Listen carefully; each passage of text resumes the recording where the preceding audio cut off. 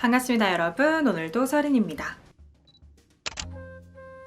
안녕하세요 여러분, 서린입니다. 저 생각보다 일찍 왔죠? 제가 노력을 좀 하고 있어요. 벌써 10월이 되었어요 여러분. 제가 1년 365일 중에 가장 좋아하는 한 달을 꼽으라고 하면 아마 10월을 말씀드릴 것 같은데 10월을 맞이해서 이렇게 폭닥폭닥한 니트도 입고 여러분을 찾아왔습니다. 제가 저번 영상에서 설명드렸던 영화 한 편과 책 한 권 기억하실지 모르겠어요.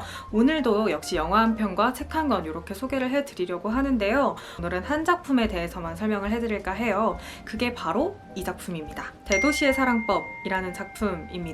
대도시의 사랑법은 영화는 10월 1일에 개봉을 했어요. 제가 알고 있기로는 이게 드라마로도 공개가 될 거라서 10월 22일인가 21일쯤에 이제 또 드라마로도 다른 주인공들과 함께 콘텐츠가 나올 예정이라고 합니다. 저는 오늘 영화와 책에 대해서 소개를 해드리려고 해요. 대도시의 사랑법은 여러분들 잘 알고 계실 만한 박상영 작가의 원작입니다. 대도시의 사랑법이라는 작품은 박상영 작가의 작품 중에서 여러분들이 그 중에서도 가장 잘 알고 계실 만한 작품 중에 하나가 아닐까라는 생각이 듭니다. 작가 소개부터 짧게 해드리자면 박상영 작가는 젊은 작가상을 읽어보셨던 분들이라면 아마 잘 알고 계실 거라고 생각해요. 박상영의 소설은 알려지지 않은 예술가의 눈물과 자이툰 파스타와 우락한 점 우주의 맛이 2018년, 19년 젊은 작가상 작품에 선정이 되면서 주목을 받기 시작했습니다. 박상영 작가의 작품은 대부분 퀴어라는 키워드를 가지고 있다고 생각하시면 될 것 같습니다. 대도시의 사랑법이라는 소설 원작은 이제 4편의 연작소설 시리즈인데요. 이제 영이라는 주인공 한 명이 각각의 4편의 사랑 이야기를 끌어나가는 1인칭 주인공 시점이라고 생각하시면 될 것 같습니다. 그래서 이 4편의 단편은 제희, 우럭한 점 우주의 맛, 대도시의 사랑법, 늦은 우기의 바캉스 이렇게 4편이 수록되어 있습니다. 이제 영화 대도시의 사랑법은 이 4가지의 작품 중에서 특히 제희라는 단편을 이제 길게 늘여놓은 작품이라고 생각하시면 될 것 같아요. 드라마는 이제 4편의 연작소설을 전부 다 쓰는 것 같아요. 아마 박상영 작가가 각색을 맡은 걸로 알고 있어요. 그래서 오늘은 영화와 함께 제희라는 단편에 대해서 집중적으로 설명을 드릴까 합니다. 제희라는 작품은 이제 게이 남성과 시스젠더 헤테로 여성의 동거, 우정 이야기를 그린 소설이라고 생각하시면 될 것 같아요. 우선 박상현 작가의 작품은 퀴어성이라는 소수자성을 가지고 있다는 걸 가장 중요한 키워드로 생각을 해야 할 것 같아요. 그래서 요 4가지의 단편 모두 그런 퀴어성을 가지고 있다는 게 가장 큰 특징일 텐데요. 혹시 제가 사용하는 용어에 대해서 조금 낯선 느낌을 느끼시는 분들이 계실 수도 있어서 아주 간단하게만 설명을 드릴게요. 굉장히 범위가 넓고 용어의 사용법이 있기 때문에 제가 설명드리는 거는 정말 간략하게 소개를 해드리는 거고 더 관심이 있으시다면 찾아보시는 걸 추천드립니다. 제가 설명드렸던 용어 중에 시스젠더 헤테로라는 단어에 대해서 조금 낯설음을 느끼시는 분들도 있을 것 같아요. 그래서 그 단어에 대해서 아주 간략하게 설명을 드리자면 시스젠더라는 거는 이제 본인이 생물학적으로 타고난 성별과 본인의 젠더 정체성이 일치하는 경우를 시스젠더라고 부릅니다. 그리고 뒤에 헤테로라는 말은 이제 이성애라고 흔히 불리는 것을 좀 더 세분화된 성 정체성, 성적 지향성 등의 분류에 따라서 부르게 되는 규정입니다. 이제 소설 원작에서는 그 남성 주인공의 이름이 영이라는 인물이죠. 4편의 연작 시리즈를 이어가는 그런 1인칭 주인공은 영이라는 인물인데 이 영화에서는 이름이 조금 바뀌었습니다. 이 영화에서는 흥수라는 이름을 가졌어요. 네, 흥수라는 이름으로 나온다는 점 소설 원작으로 보고 가시는 분들은 생각하시면서 아 제가 걔구나 라고 생각하시면 될 것 같아요. 어쨌든 제이라는 단편은 이 게이 남성인 흥수와 시스젠더 헤테로인 제이가 서로 우정을 나누게 되는 그런 소설이라고 생각하시면 될 것 같습니다. 뭔가 제가 생각하기에는 소설이 훨씬 더 사회적이에요. 개인적으로는 이거는 개인적인 생각입니다. 네, 정말 주관적이지만 저는 박상영 작가의 텍스트보다 영화가 조금 더 괜찮았거든요. 이거는 뭐 개인의 주관적인 견해니까요. 박상영 작가의 대표적인 키워드를 뽑자면 퀴어성도 있겠지만 오토픽션이라는 키워드가 들어가요. 여기서 아주 잠깐만 설명을 드릴게요. 오토픽션이라는 말은 자서전 같은 픽션이라는 건데요. 그래서 오토픽션이라는 건 결국 자서전 형식으로 내용을 풀어가지만 실제 자서전이나 자전적 소설은 아닙니다. 대신 내용들은 진실과 허구 사이에 있는 거죠. 그러니까 독자들로 하여금 이게 진짠지 허구인지조차도 헷갈리게 만드는 대표적인 작가로 이제 박완서 작가님 같은 경우가 있고 박상현 작가님 같은 기법을 말할 수가 있는 거예요. 그래서 사실 우리는 이 대도시의 사랑법이라는 소설을 읽으면서 1인칭 주인공인 영의 시선이 박상영의 시선인지 영의 시선인지 정확히 구별할 수가 없어요. 그래서 독자들은 가끔 주인공과 작가를 혼동해서 생각하는 경우가 있잖아요. 그런데 오토픽션이라는 건 이 점을 이용해서 독자들을 굉장히 혼란스럽게 역이용하는 거죠. 그래서 실제로 이 대도시의 사랑법에 나오는 영이라는 그 인물 있죠. 결국 흥수라는 인물은 실제로 소설가입니다. 그래서 본인이 지금까지 고등학교 때 냈던 작품이라든지 아니면 지금 현재 직업도 그렇고 계속 도전하는 것들이 나는 소설가야, 내가 만났던 형은 어떻고 이런 식으로 계속 풀어나가게 되면서 뭔가 주인공도 소설가고 남성이고 체격도 그렇고 소설 속에 묘사되는 뭔가 그런 것들을 전부 종합해 봤을 때 이게 작가의 진짜 내용인 건지 아니면 이 정말 허구적으로 창작된 소설 속의 내용인 건지 알 수가 없게 굉장히 혼란스럽게 만들어 버린다는 거죠. 이게 바로 박상영 작가의 대표 키워드로 꼽을 수 있는 소재라고 생각하시면 될 것 같습니다. 저는 흥수라는 인물로 설명을 드릴게요. 제이와 흥수는 처음 만남이 굉장히 강렬해요. 각자의 과 동기인 거죠. 뭔가 두 사람의 인물 묘사를 생각해보자면 제이는 뭔가 과에서 말이 많은 인물이에요. 사람들은 원래 말이 많지만 그런 중에서도 꼭 말이 많아지는 대상이 있잖아요. 그게 바로 과의 제이입니다. 제이는 참지 않는 인물이에요. 본인의 욕망도 그렇고 욕구도 그렇고 사회에 규정된 정조 뭐 이런 것들에 대해서 굉장히 솔직하게 맞서는 인물이 제이입니다. 그래서 제이는 뒷말이 굉장히 많이 나오는 인물이에요. 그러니까 여러분들이 생각하시는 대학 생활 캠퍼스가 있으시다면 거기에서 늘 소문의 중심이 되는 인물이라고 생각하시면 될 것 같습니다. 그리고 이제 이 흥수라는 인물이 굉장히 특이하게 묘사가 되는데 책에서는 영화에서보다 훨씬 더 본인의 정체성에 대해서 관대하고 훨씬 개방적인 인물로 묘사가 돼요. 그런데 영화에서는 흥수가 완전히 클로짓처럼 보이게 나오거든요. 이 원작과 영화의 캐릭터성이 조금 달라서 그거 비교하면서 보시는 것도 나름의 관전 포인트가 되실 수도 있겠다는 생각이 듭니다.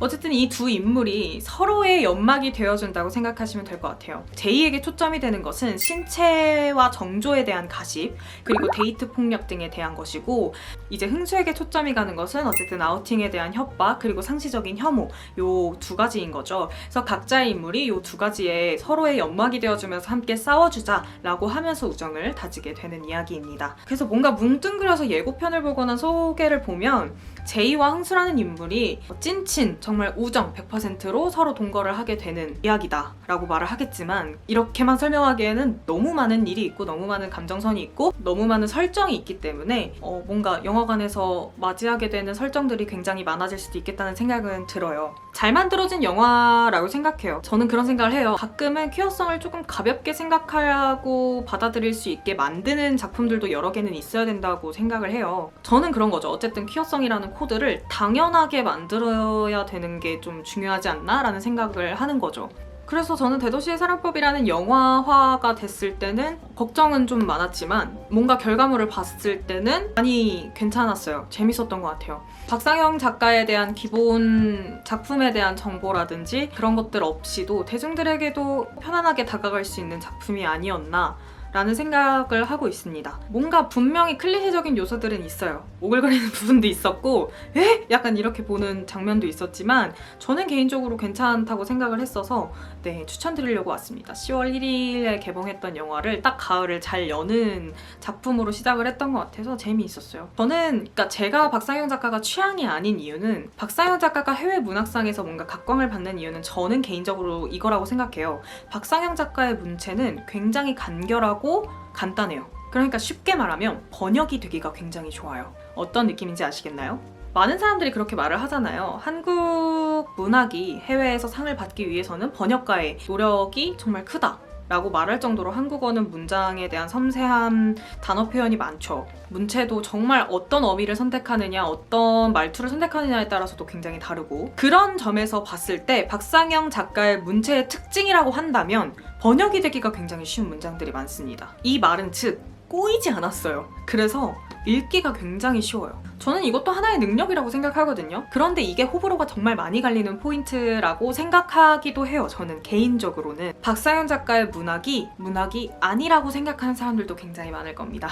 이거는 실제로도 뭔가 전공 강의 시간이랄까요? 그럴 때 토론을 하면 너무 극명하게 갈리는 호불호를 만날 수 있어요. 근데 저는 뭐 이것도 역시 요즘의 현대문학이라고 하죠.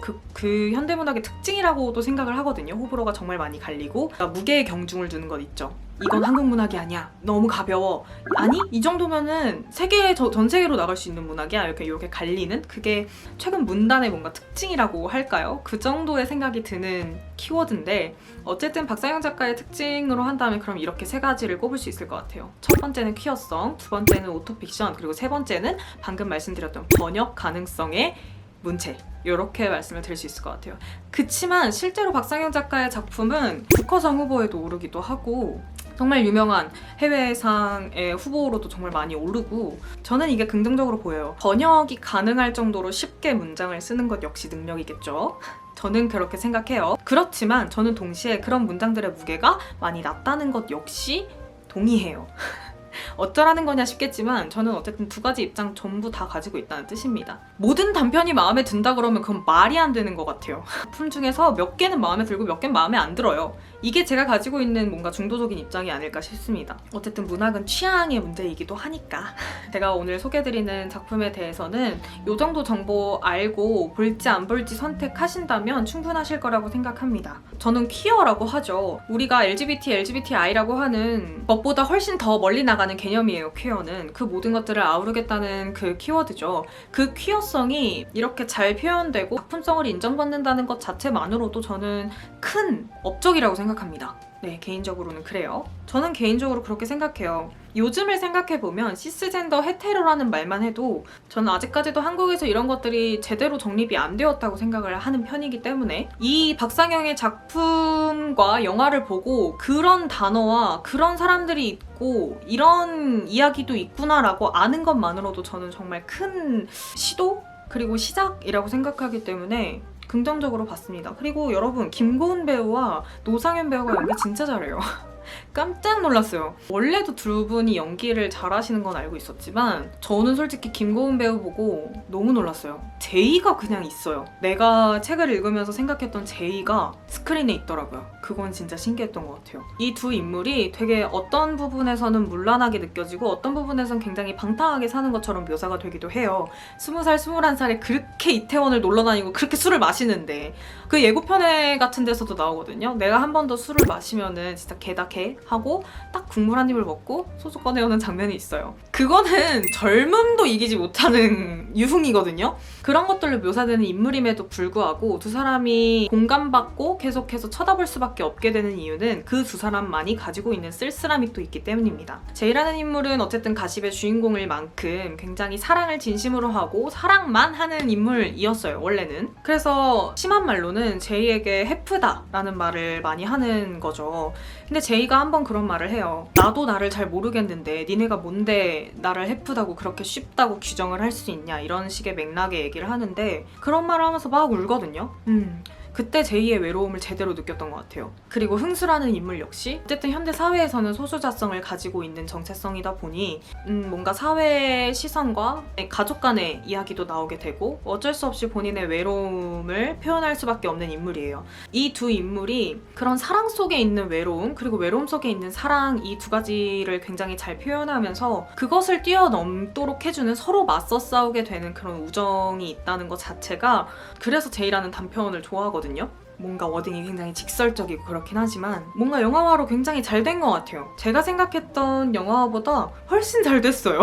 원래도 저는 원작과 영화를 비교하는 일을 쉽게 하려고 하지는 않는 것 같아요. 왜냐면 매체가 다르니까 각자의 특성이 다를 수밖에 없거든요.